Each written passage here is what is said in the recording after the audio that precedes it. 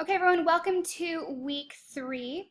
I'm looking forward to looking at your week 2 work. I will have all of those grades done by Friday at the very latest. Tuesdays is the day that I sit down and do grading, and so I get as much done as I can, and then whatever doesn't get done that day, sometimes Wednesday, Thursday. But it should be done earlier than that. But just know that by Friday at the very latest is when that work will be graded. Make sure you check your feedback. If you have any questions about any of it, please don't hesitate to ask me. So this week we're talking about mediums and methods. So we're looking at the different tools that the artists use, the physical tools really. We're going to talk about oil painting, we're going to talk about printmaking, we'll talk about sculpture, just to give, again, some more of that background knowledge. So weeks 2 and 3 really have the most vocabulary, or kind of the longer of the lecture slides. So just bear with me. I'm kind of giving you that, that background, that oeuvre of words for you to use when you start doing your formal analysis, which you're going to be doing this week. So let's go ahead and dive in. I did have an error with the lecture video this week, so I will be getting to that tomorrow. So forgive me, but it should be up by tomorrow afternoon. But you can still access the week 3 lecture slides. So all the slides are there. It's just the video that I choose to do that accompanies it that's really extra. It's kind of, for those of you who are more the oral learners, who you like to hear someone going through it rather than just looking and reading.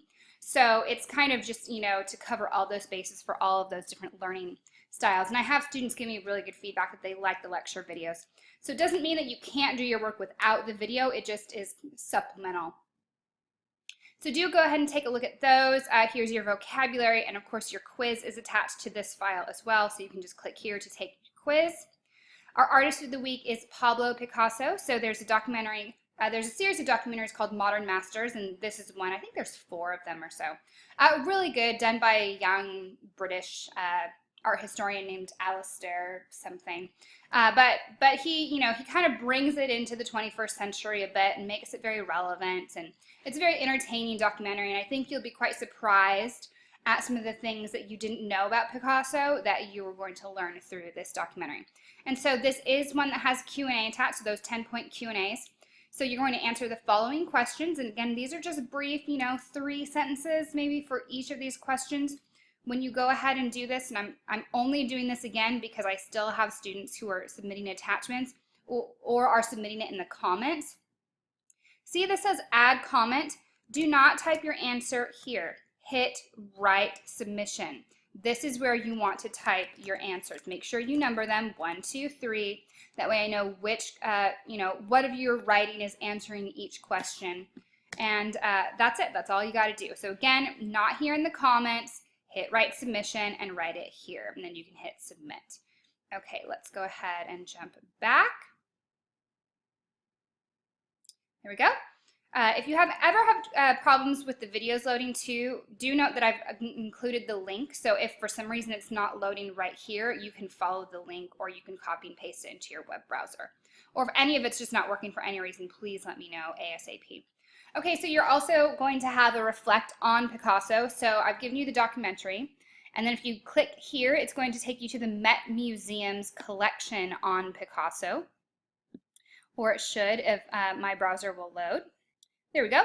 So this is the whole collection that the Met Museum has, and so you can kind of just, look through, kind of look at the different styles of Picasso's work. I think you're going to be surprised at, what you thought was stereotypically Picasso.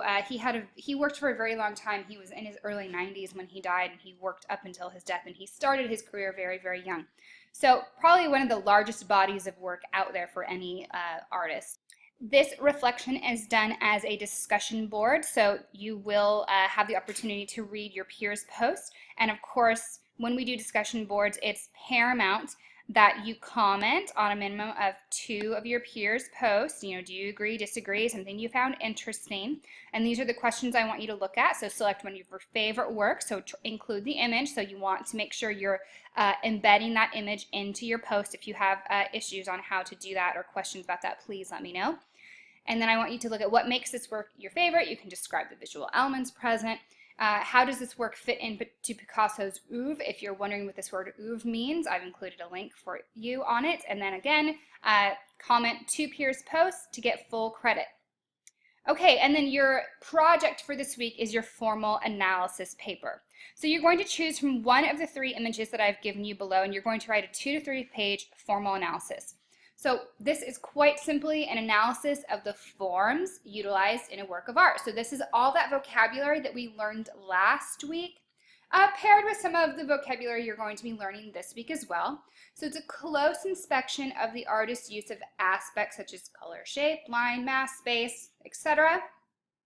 So we're pulling back the curtain and looking at the tools in the artist's toolbox. This isn't an opinion-based paper. This is kind of factual. We're looking at what is tangibly there, tangibly present. So I want you to use a minimum of 10 formal elements of design. So this, again, found in last week's lecture.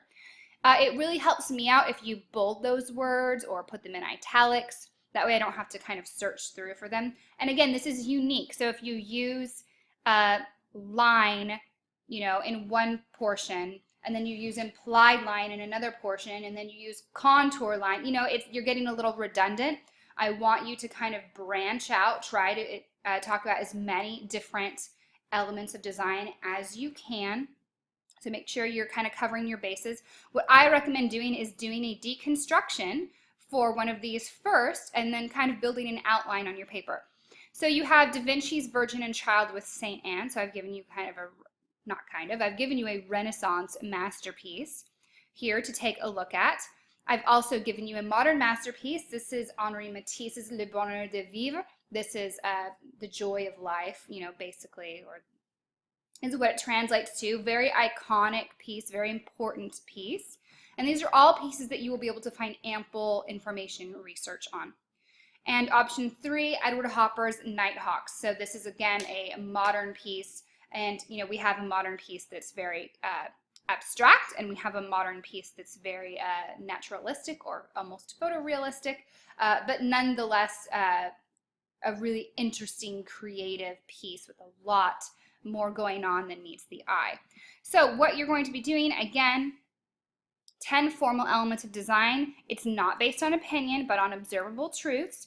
Do not conduct outside research for this paper. If you want to kind of look at these pieces, look them up and see how some other art historians have analyzed these formal elements, that's fine, but make sure if you use any outside research that you cite it.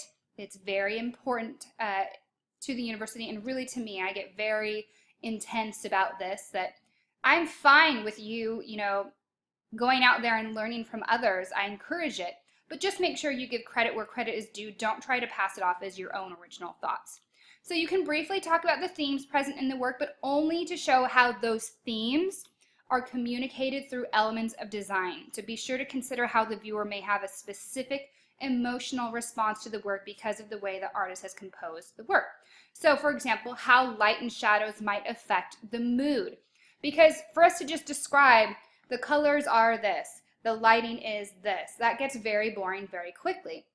What you're going to be doing is saying the colors the artist uses are this and they do this. So you're going to be giving us, a little bit more, a little bit of background, a little bit of that how and why that is really important.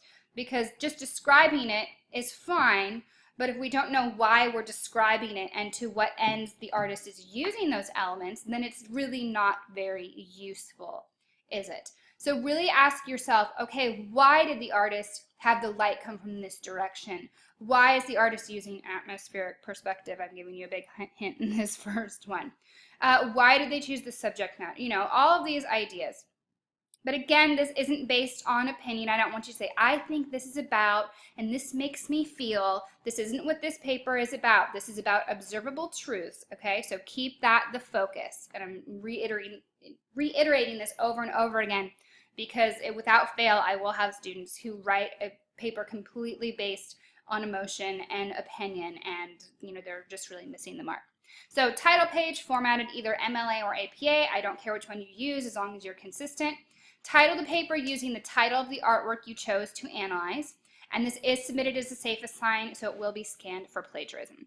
So if you have any questions about any of these pieces, any questions about this paper, any of the assignments this week, please don't hesitate to ask, and have a wonderful, wonderful week.